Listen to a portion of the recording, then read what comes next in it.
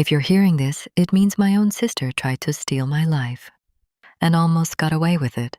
That's how I opened the voice memo I recorded at 2:13 a.m., sitting on the cold tile floor of a townhouse that legally belonged to me.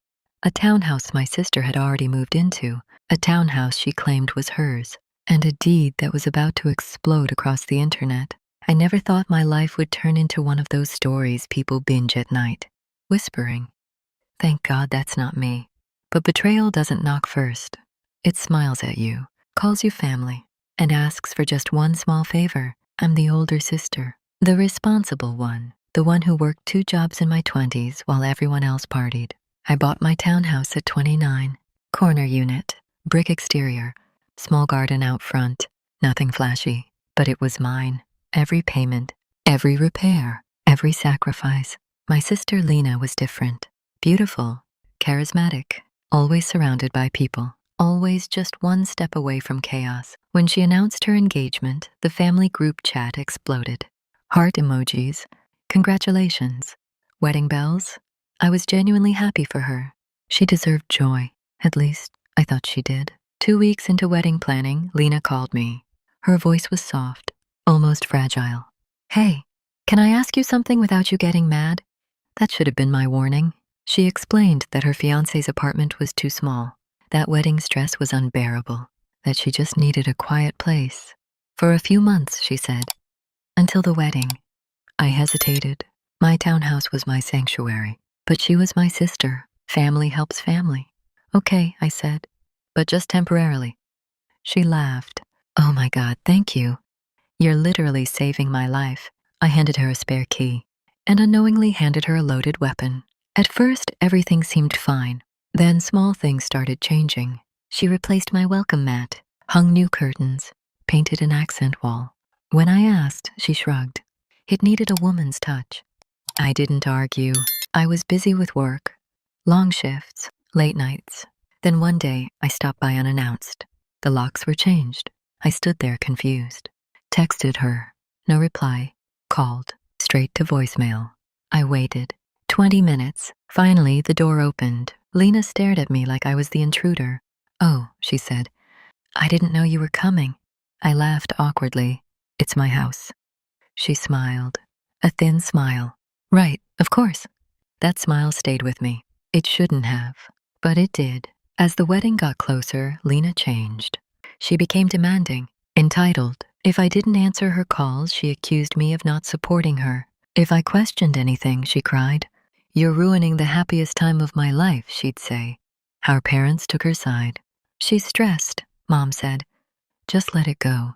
So I did, again, and again, and again, until the day she asked me something I couldn't ignore. She called me late at night, her voice trembling. I need a huge favor. I sighed. What now?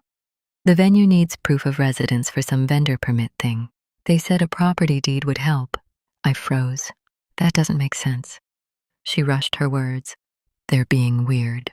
It's just temporary paperwork. I'm not giving you my deed, I said. There was silence. Then she sniffed. So you don't trust me. That's not... I knew it, she cried. You think I'm some kind of thief. She hung up. The next day, my mother called. Why are you being so difficult? She's your sister. Against my better judgment, I emailed Lena a copy of the deed. A copy. Not signed, not notarized, just a scan. That mistake almost destroyed me. The wedding was beautiful. White flowers, soft music, everyone smiling. Lena looked radiant. She hugged me tightly. Thank you for everything, she whispered. I thought we were okay again. I thought wrong. 3 days after the wedding, I went to my townhouse to check on things, to reclaim my space. The door wouldn't open. Again. This time there was a printed notice taped to the glass. Private property, do not enter. My stomach dropped. I called Lena. No answer. I called her husband. Straight to voicemail. I called the police. They arrived calm and professional. I showed my ID, my utility bills, my mortgage statements. The officer frowned. Ma'am, according to county records, this property was transferred last month. I laughed. A hysterical, broken laugh. That's impossible. He showed me his screen. My name wasn't there. Hers was. I felt like the ground disappeared. How? I whispered. The officer hesitated. There's a notarized deed transfer. My knees buckled. I never signed anything. Never. I drove straight to my parents' house, hands shaking, heart racing. Lena was there, sitting calmly, smiling.